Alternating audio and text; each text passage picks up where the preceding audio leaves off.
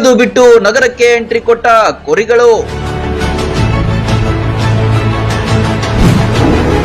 ತಹಶೀಲ್ದಾರ್ ಕಚೇರಿ ಬಳಿ ಕುರಿಗಾಹಿಗಳ ಪ್ರತಿಭಟನೆ.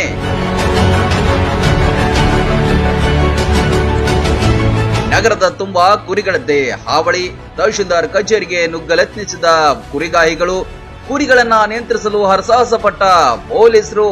ಬನಹಟ್ಟಿಯಲ್ಲಿ ಕುರಿಗಳ ಪ್ರತಿಭಟನೆ ಜೋರಾಗಿತ್ತು.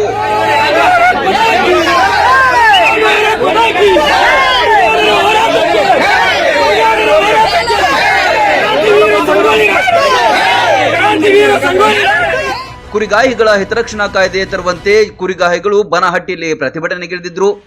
ತಮ್ಮ ತಮ್ಮ ಕುರಿಗಳ ಸಮೇತ ನಗರದೊಳಗೆ ಪ್ರವೇಶ ಮಾಡಿದ್ರು. ಎಲ್ಲಿ ನೋಡಿದರಲ್ಲಿ ಕುರಿಗಳ ಸೌಂಡು ಕೇಳ್ತಾ ಇತ್ತು.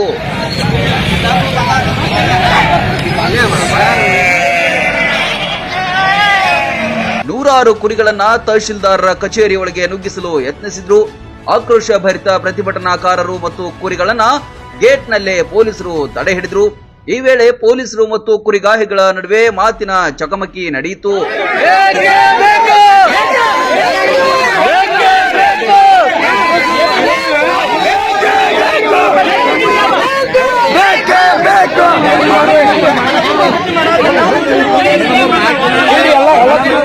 ಇದರಿಂದ ಕೆಲಕಾಲ ಗೊಂದಲದ ವಾತಾವರಣ ಸೃಷ್ಟಿಯಾಗಿತ್ತು.